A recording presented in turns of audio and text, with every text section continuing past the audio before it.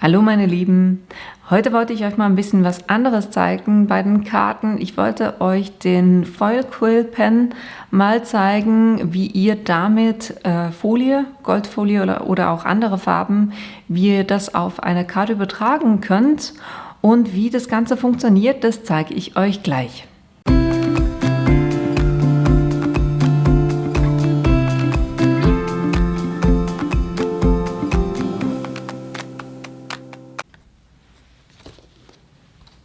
Damit ihr seht, was wir heute machen, das ist so ein Design, der aussieht, als ob es quasi fast selber gezeichnet wäre.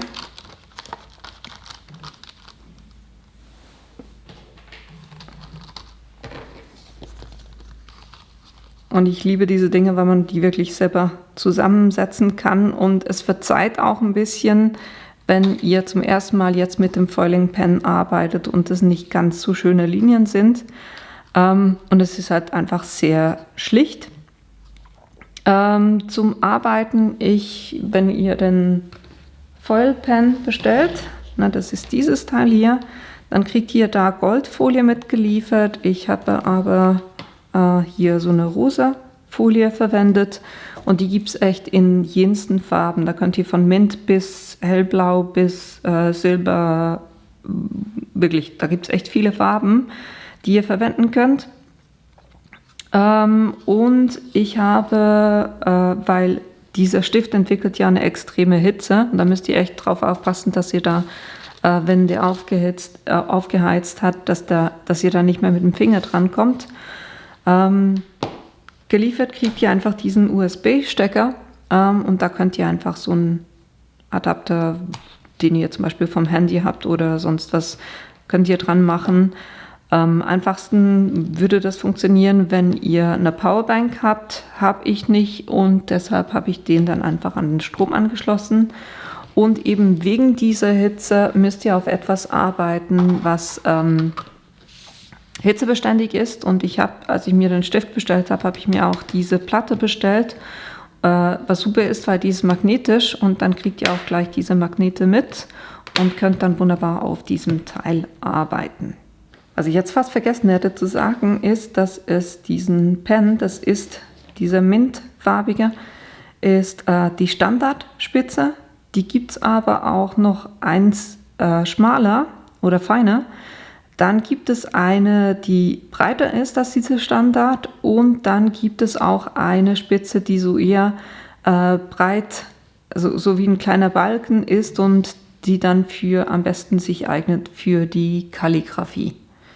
Einfach damit ihr wisst, was es da alles gibt.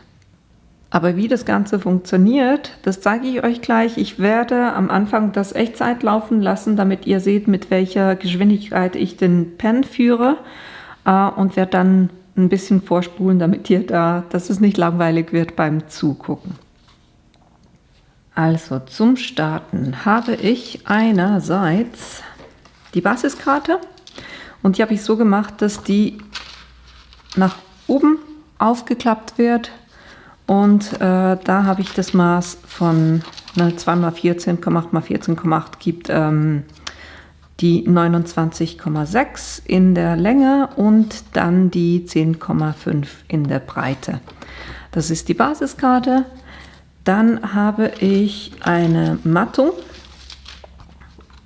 Und wenn ihr ein paar Videos von mir schon geguckt habt, dann wisst ihr, das ist immer 0,5 cm kleiner. Von dem her habe ich hier die 14,3 mal die 10 cm. Und dann habe ich ein Stück gemacht, was einfach minimal kleiner ist als diese Mattung. Da habe ich wirklich nur 2 mm, glaube ich, sind das, wo ich jeweils kleiner gegangen bin. Einfach damit, wenn das dann auf der Karte liegt, dass es doch so erhöht ist, dass es hier so ein bisschen einen Schatten wirft. Ich finde das immer ganz schön, wenn man solche schlichten Karten hat. Das heißt aber, wir arbeiten mit der Mattung. Da werden auch die Folie drauf bringen. Und was ich auch gemacht habe, ich habe Backpapier in derselben Größe geschnitten und die Folie, ich werde nicht mit der Goldfolie arbeiten, sondern ich habe hier eine, die ist so rosa aber auch Glanz und die werde ich effektiv da ein Muster auf die Karte aufbringen. Was ich zudem auch noch habe, sind 2 Streifen, die gleich breit sind wie die Mattung. Das heißt, hier habe ich die 10 cm und dann 2 cm und 2 davon einfach, ich will die dann aufeinander kleben, damit wir hier noch ein bisschen Dimension haben. Und da kommt noch ein Spruch drauf. So. Jetzt, was ich als allererstes machen muss, ist das, was ich dann mit der Folie auf die Mattung übertragen will, das muss ich stempeln. Und deshalb brauchen wir hier das Backpapier, weil das verwende ich ja quasi als Hilfe, damit ich weiß, wo ich mit dem Stift zeichnen muss. Und das Coole, also wir werden die STAS-On verwenden, weil damit kann ich nicht nur auf Papier stempeln, sondern auch auf jene andere Oberflächen, unter anderem eben auch das Backpapier. So, und ich habe hier ein Stempelset mit so Blumen, die finde ich ganz cool, weil sie noch so diese gepunktete Muster haben und man sich da quasi die Blume selber zusammenstellen kann. Und das ordne ich mir jetzt kurz mal an, damit ich sehe, was da am besten zusammenpasst.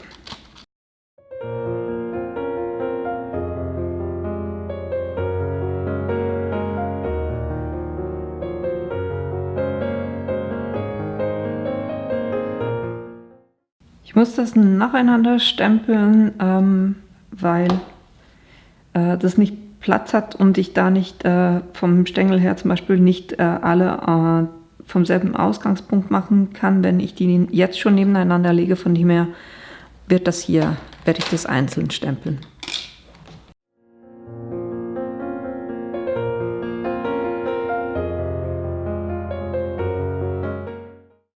Und dann mit dem Baby Wipe kurz putzen.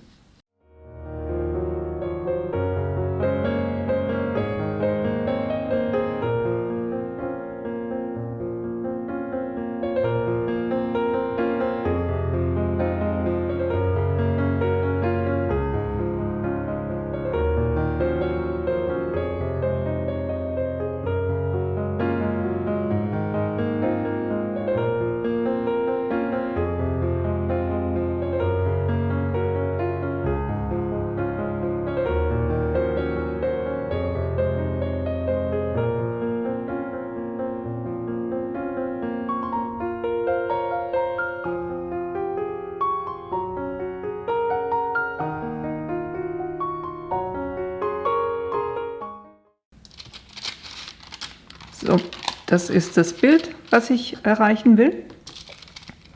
Und jetzt werde ich, da ich das Stempeltool gleich anhand oder hier habe, stemple ich auch gleich den Spruch kurz. Und da habe ich ein Stempelset mit so verschiedenen Sentiments. Und da möchte ich eines haben, was da heißt: Growing old is inventable, growing up is optional. Ich finde das richtig, richtig cool.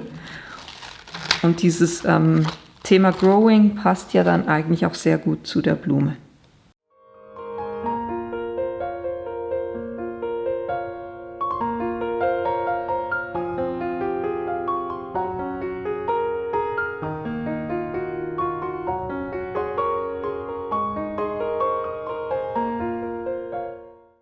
Das war eigentlich auch schon alles, was wir stempeln müssen. So, jetzt als nächstes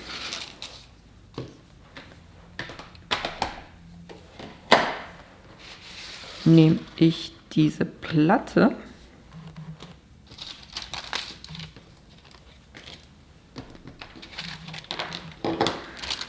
Jetzt kommt eigentlich fast das Wichtigste am Ganzen. Das Thema ist, das Blödste, was passieren kann, ist, dass das Ganze verrutscht. Weil dann sehe ich nicht mehr, dadurch, dass die Folie quasi drauf liegt, sehe ich nicht mehr, wo das Motiv wirklich, wo ich das schon aufgebracht habe. Und deshalb ist es wichtig, das hier wirklich gut zu befestigen. Diese Platte ist magnetisch und hier die Magnete haften auch schon sehr gut. Aber ich werde es trotzdem noch mit Klebestreifen befestigen, um ganz sicher zu sein, dass mir das nicht, während ich arbeite, verrutscht.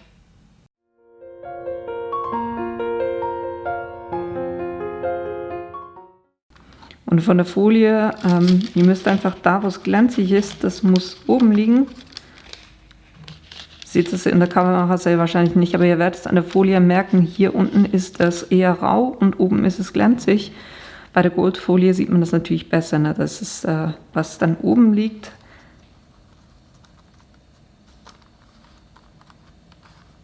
So. Das lege ich mir jetzt hin und mache das effektiv mit Klebestreifen fest.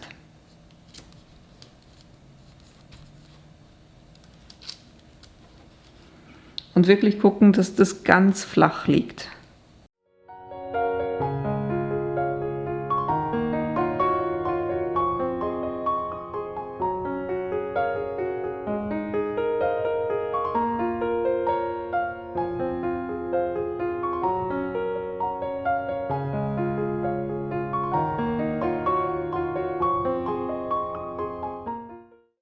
So, Platte ist vorbereitet.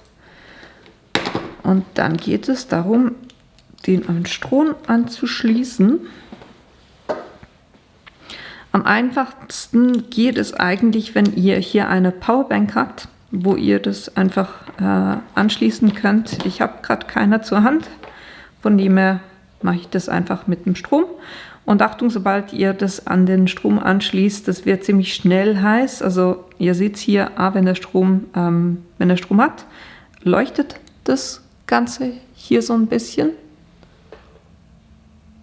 Seht ihr schon, ist wahrscheinlich gar nicht bei dem Licht, aber hier hat es einen Punkt, der leuchtet. Und hier vorne die Spitze, die solltet ihr jetzt nicht mehr berühren. Und was ihr jetzt macht, quasi, ist einfach alle Konturen nachzufahren mit diesem Stift. Ihr braucht auch gar nicht zu stark Druck aufzugeben, weil die Hitze erledigt eigentlich den Job für euch. Und ihr merkt auch, wenn ihr mit der Hand so ein bisschen hingeht, spürt ihr hier die Wärme schon. Also der könnt ihm kurz so 1 Minute, 2 Minuten Zeit geben, damit der sich aufwärmt. Solange wie ich jetzt gequatscht habe, wird das ja wahrscheinlich der Fall sein. Und dann geht ihr effektiv hin und zeichnet dieses Element nach.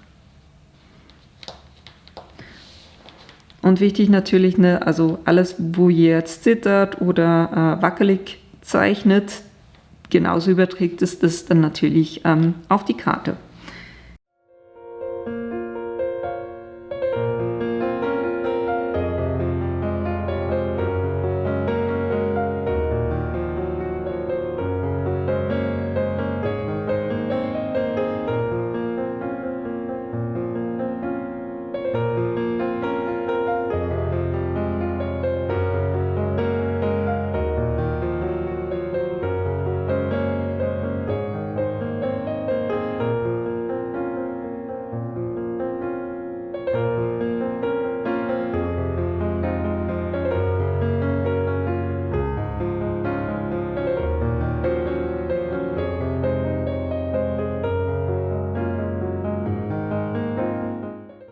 Ich würde euch anraten, wenn ihr Linien zeichnet, durchgängige Linien, dass ihr wirklich drauf bleibt und nicht absetzt und wieder anfangt auf diese Linie, weil es ist nicht hundertprozentig sicher, dass euch das Ding nicht doch ein kleines bisschen verrutscht ist und ihr da dann wirklich wieder genau denselben Ort aufsetzt.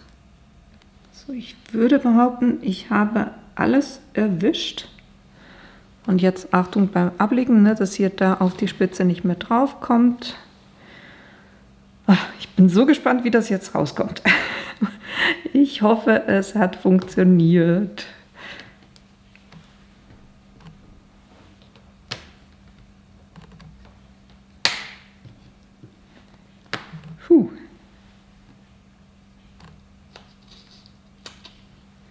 klebe das jetzt einfach an der einen Stelle ein bisschen ab. Also es sieht schon mal gut aus, die Folie hat gezeichnet.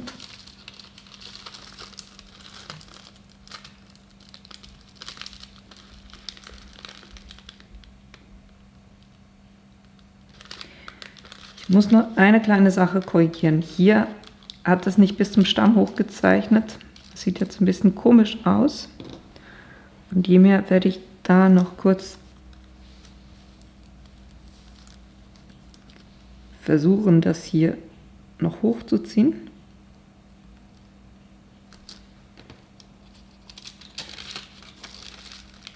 Ja.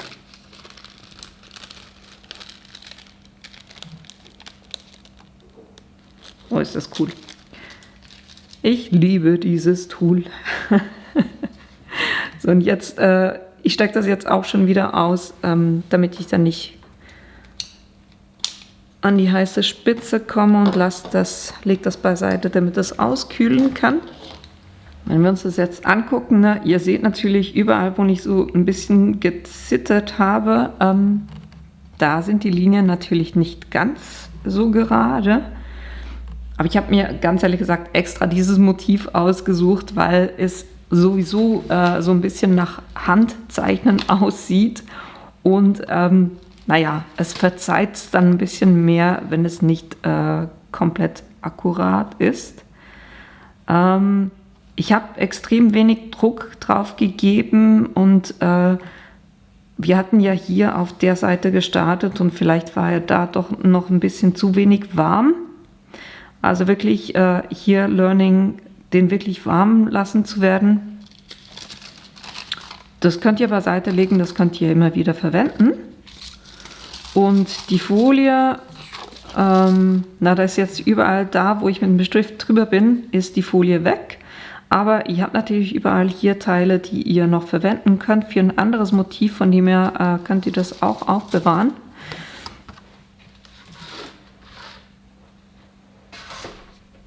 Und ja, dann machen wir die Karte noch fertig. Und zwar will ich hinter der, die wollte ich ja so ein bisschen hervorheben oder dir ein kleines bisschen Dimension geben. Von dem her klebe ich jetzt hier das Teil, was ein bisschen kleiner ist als diese 14,3 x 10 cm, klebe ich hinten drin. Ich versuche echt da nicht allzu stark auf dem Tisch hin und her zu schieben, weil wenn ihr euch das anguckt, und das war ein Muster, was ich gemacht habe, es haftet ziemlich gut auf dem Papier, aber trotzdem, ne? Sicher ist sicher. So. Ich finde das so cool. Das glitzert so schön. Ich weiß gar nicht, ob ihr das wirklich... Doch, man sieht so ein bisschen. Ne, der Glanz drauf. Ist richtig cool. So. Die Frau B am Schwärmen. Naja, muss auch ab und zu mal sein. Gucken, wie die Karte aufgeht, damit ihr das dann richtig aufklebt. Das heißt, wir kleben jetzt dieses Teil auf die Karte drauf.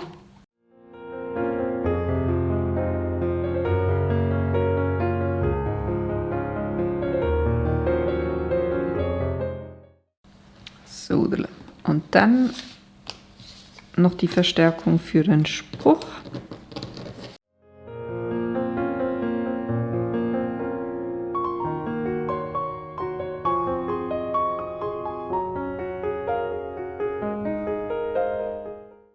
Ich habe mich gerade umentschieden. Ich glaube, dass er trägt noch ein bisschen, ein bisschen mehr Höhe. Kurz gucken. Ja, das war schöner. Ich mache hier hinten Dimensionals drauf. Da nehme ich die Punkte, die sind ein bisschen größer.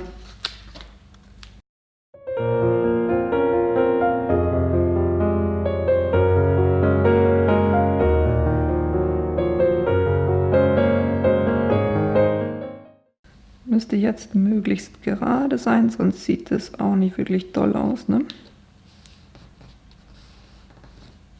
Ja, gibt definitiv mehr her.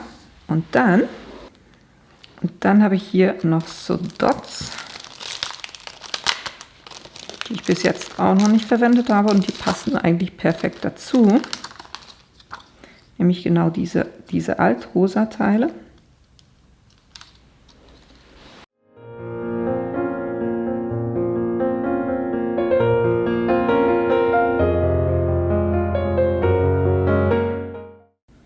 Bei so Verzierungen immer achten, man hat dann so die Tendenz, dass man ein bisschen übertreibt und zu viel macht. Ich halte mich in der Regel daran, dass ich sage, eigentlich ist im Design, sagt man oft, dass eine ungerade Zahl immer besser ist. Und ich versuche es jeweils mit 3 und dann aufzuhören, damit es dann nicht zu viel wird. So. Und das ist auch schon die ganze Zauberei. Ich hoffe, euch hat das Video gefallen und ihr habt einige Ideen, wie ihr diesen Foil Quill Pen selber einsetzen könnt. Ich habe es ganz langsam gesagt, damit ich mich nicht wieder verspreche. Und naja, die ganzen Materialien inklusive diesem Pen habe ich euch unten in die Links reingestellt. Wenn ihr meinen Kanal bis jetzt noch nicht abonniert habt, dann tut das doch bitte, weil das hilft mir auch tatsächlich. Und wenn ihr keines meiner Videos verpassen wollt, dann klickt auch auf das kleine Glöckchen unten und wir sehen uns hoffentlich in einem meiner nächsten Videos wieder. Bis bald!